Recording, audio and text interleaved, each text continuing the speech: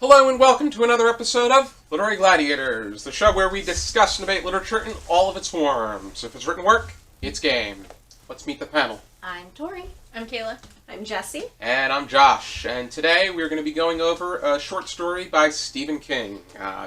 Jesi proposed it to the members of the show, and that short story is called The Dune.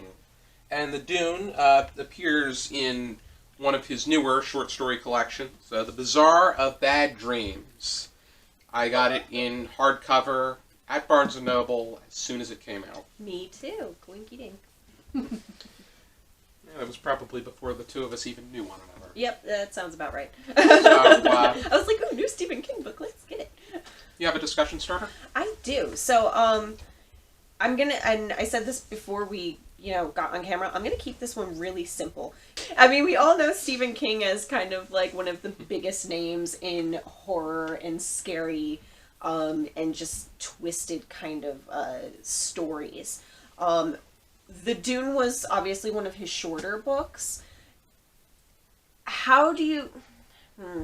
Is this something that you guys kind of expected from Stephen King? Is this something, if you had read it without knowing who wrote it, does it strike you as Stephen King? Because it doesn't... It's not, in my opinion, it's not super like if the judge Stephen came King. from Maine, then definitely. Yeah? Right. But I don't... Stephen King himself even said that this was a bit of an ode to W.F. Harvey and something that he had written. Mm-hmm. The last line is what gives it away as a Stephen King Yes. story. Yeah. Up until then, it reads like a perfectly wonderful, an everyman's sort of like hypothetical, chilling, psychological short story just to make you think. But that very last line is what gives it that patent Stephen King twist. Where he leaves it open-ended and leaves it up to the reader to interpret. Mm-hmm. That wonderful, almost kind of like knowing smile at the audience. Mm-hmm. That bit of narrowing of the eyes. Mm-hmm. But I think that the way that it was fleshed out was just interesting in itself, and I think that it makes, I think after reading the ending, it puts an even greater emphasis to the text at large, especially that line of, "So shall we get down to business? Time is short." This is something he means in more ways than one. I mean, did you guys kind of see the ending coming? I didn't. No, I thought actually it was didn't either. exactly. Yeah. I think it was pretty much him going over his will with the executor in. I assumed because he had Anthony seen Whalen. his own name. Absolutely. That's actually what I And assumed as well. And there are several nods that if you look back after reading it, even as you were reading it, I was like, oh, he said that because he saw his own name there. He's gonna die soon. And then at the end, you're like, oh man, got me. Stevie. Typical Stevie. Yeah. No, I think the only thing that I feel like kind of hinted at it, and just, kind of knowing some older gentlemen in my life, such as my father, no offense, Daddy, not about you dying, I promise. No, just like knowing the older men, like if you would think about it, if he saw his name, knowing he was gonna die shortly, probably wouldn't have turned down his own scotch, especially with how big it was. And that was kind of like a hindsight thing, like that probably right there was the tiny little like, no, I have stomach problems, you have the scotch. I don't know why that wasn't. I mean, that's like when you say it now, it's huge. You're like, duh. Yeah, but like, and again, that was like after I read it, I was like, oh, this, that scotch. He turned down the scotch. I think that was a bit of a red flag, but I still, I think that the fact that they're getting down to business in more ways than one was probably the first indicator. But until you read the end, a lot of it came as a bit of a blur. To me, at the very least. Yeah, I mean, but that's what makes it quintessentially King. I was is just the engaged. fact that it is this humdrum, quote unquote, story until you get to that one line that undoes the entire Garrick knot that is the entire. That's been built. Because the great strategy that Stephen King has is he's not writing about a a way to move the plot forward. He does an excellent job fleshing out the characters, their background, their actions leading up to the actions at the end of the story. I feel like he does it well enough where it's not like droning on. It's like just enough to give you that detail that you need, and then moves on. To me, he's like an illusionist. Yes, absolutely. He's an author who writes stories that have horrific things happen in them. He doesn't write horror stories. No, if you I look agree at it that with way, because if you're a lot of the stories that, at the very least, the small amount that I have read, which I'm hoping to flesh out soon into even more, because I think he's a fascinating writer, he does the human condition perfectly, where it's just to that brink of unbelievability, but gives enough detail to it that makes it feel like, oh, well, you never know. You know, I would even go so far as to say, to build on what you said, he's not a writer who writes horrific things. He's a writer who writes good people that have horrific things happen to them. Absolutely. I don't think, and I would place him actually. I would make the argument that his work does possess literary merit, because I think that a writer of a particular genre is somebody that's looking to appeal to the market, and I feel that Stephen King's pieces they reflect who he is as a writer. I think he writes what he knows, and he writes for himself. Unfortunately, and sometimes they just happen to have elements of horror in them. Mm-hmm. I think that there's sometimes moments where it can be classified to the market, but I don't think that is. I think that there's plenty of other situations where it's more of where people write for the market, and that's definitely not him. I think this story is a perfect example of a chilling story that doesn't have blood, guts, and gore. There is absolutely nothing violent that happens in this. In fact, it takes a very human narrative where it talks about the groans and the pains and the things that happen to you when you age, and all these other very human thought. Stephen King made mention to that in Dance Macabre, which was his first nonfiction piece where he talks about the horror genre. He says that you start. The best way to approach horror is to start by terrifying the reader. If that doesn't work, horrify them. And if that doesn't work, go for the gross out. Yeah.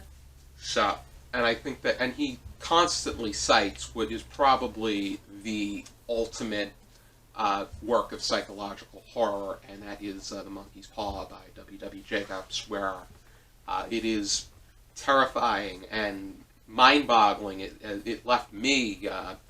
It still leaves me thinking. That's a good story. And I just to kind of go off what you say, I can't remember when we had. I don't know if it was even us that had a discussion, but we had a discussion. We as in me and somebody else. I don't know you were who part it was. of it. I was part of it. Yeah, I don't remember Probably who. Part of it. And we were having a discussion about how everybody nowadays is mistaking gore and blood and guts for horror, and that's not necessarily the case. I feel like for a good horror story, or even like a good scary story, such as even like The Haunting of Hill House, there's no blood and guts in that anywhere at all, but it's terrifying. And I feel like Stephen King does that, because we read Salem's Lot 2 years ago now? Yes. And again, the same thing. Not a lot of blood and guts that I remember, but again, still has that air of scary. The vast majority of the vampire attacks did not take place on the page. They took place off of the. They just like you knew they happened. Yeah.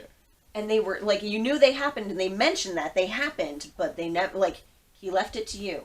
If you want to see the blood and guts, you can see it in your head, but I ain't writing it because I don't need to. And I think and you just made that assumption because they were vampires. Yeah, that's too. I think the thing about that is that if it's a blood and gore scare, you know it's coming. You know what to expect. You know you're going to see blood.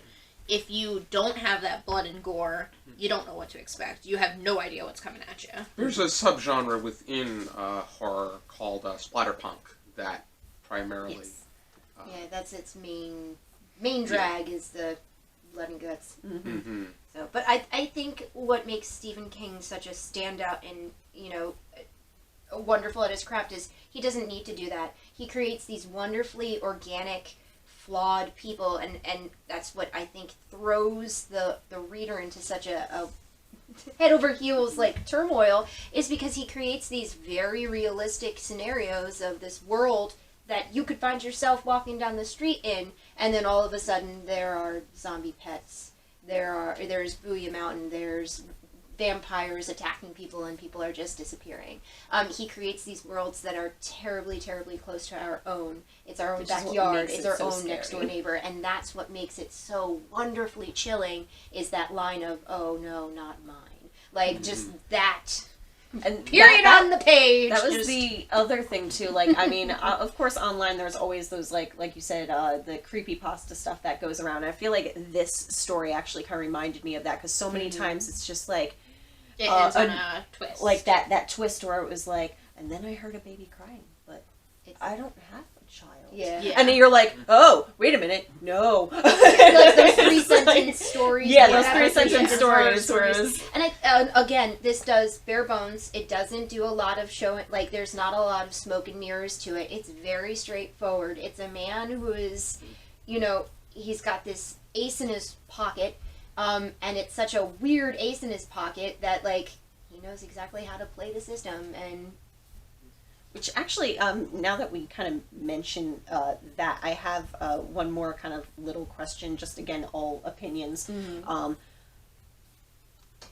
How do I phrase it? All right, so he talked about how he's not sure if the magic came from him or if it's just there. What do you guys think? I mean, I have my own theory, but what do you guys think? It's just there. Just there? A natural phenomenon. I would say that... unexplainable.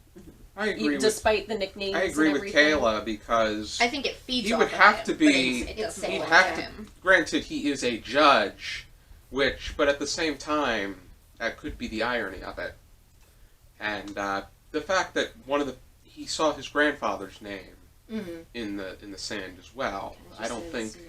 We're all equal on the this great plane that is life.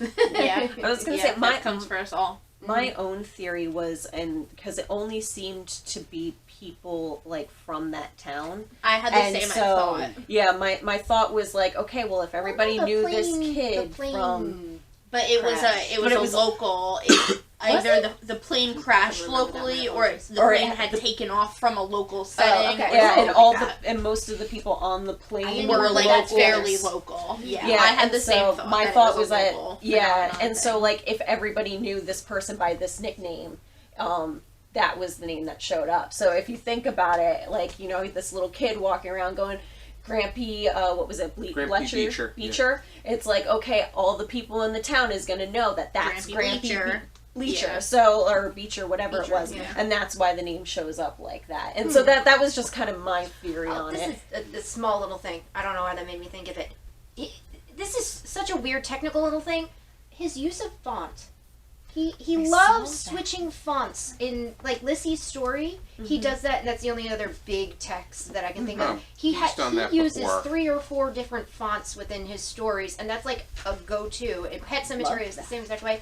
It's just a fun little extra detail of his use of italics is probably the same way that somebody not just italics, just he changes the font. When he talks about the specific part. the way it's written in the sand and the way that it is on the will, he actually changes the font. Yeah, it's a little meta. Yeah, great. And I like how he called it the graveyard Headlines are capitalized, people in the sand capitalized, the italics is an emphasis on, for instance, oh no, he says, not mine, is an emphasis on and then the boldness from but the I just will, don't mean italicis, but in Lissy's story, if something's handwritten throughout the entire story, if it's mentioned, at first it's explained that it's her husband's handwriting, and then throughout the rest of the story, that's a Stephen King thing, and that's what I'm saying is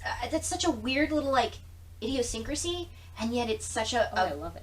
wonderful use of I think that's the written page. More power to him. I exactly. think I think just something that that's a good strategy. It really is. came to mind when I was reading. Even this tiny little short story, he still has the ability to like slide that in there. And like we said, the Stephen King stamp. The Stephen King stamp. It's right there. Mm-hmm. You can walk around with a stamp and say, this is his and this is his and this is his, and I don't even have to read it to know. Do we have any final thoughts? It's a fun little read. Yeah, take you 10 minutes. Yeah, Yeah. hardly. Like, just a nice little, like, okay, what you're expecting, you don't get It's what got you're expecting, that nice little little... twist at the end. To Yeah. be able to read it in a swoop, and I think that that ending really caused you to jump in your seat, not necessarily in a fearful way, but in a in a... state of shock. Like, oh, I wouldn't want to be standing in that room with him. Yeah, it's that curtain reveal. It's Yeah. It kind of makes you think, like, man, what was that lawyer Second guess the thinking scotch. after that line? Right? Like, Yeah, that glass of scotch is tastes far more pretty ceremonial good, don't than ya? you think it is. Yeah. Don't you Pretty think good. that tastes pretty good? If you're interested in checking out The Bazaar of Bad Dreams, you can find copies like this. They've since gone into paperback, but this collection also includes Mile 81, which was a bit of a novella. It was released as a... that and Your was also... they were released as Kindle ebooks. There's the Blockade Billy. Herman Woke is still alive, and to this day he is still alive. I don't know. Hopefully, at the release of this video, he will still be alive. I found it online in a short story anthology. Me too. Yeah. It was like originally published in like a magazine or something that I Yeah. Yes. So I was All of actually these were surprised that I published found in it, previous outlets. online. Yeah, me he too. even says that in his author's note. If you've read it, everything's been published, but that doesn't mean that they were done then, or even that they're done now. Until a writer either retires or dies, the work is not finished. Oh, It Steven. can always use another polish or for Oh, more Steven. revisions.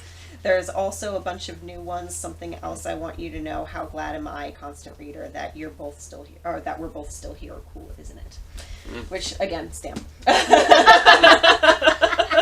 That's him. Yep. I'm hoping I'm looking forward to what else he has in store, because he releases at least one book a year, if For not a more. split second, I thought you were saying come to our panels, and I was like, I thought the same thing. I was Yeah, like, I was like, I'm gonna be do you know here. something we don't? Josh, what are you saying? That'd be great to have him on the Steven, panel. you're more than welcome. If you're watching, If you're not too big for us, please come talk with us. Maine isn't that far from New Jersey.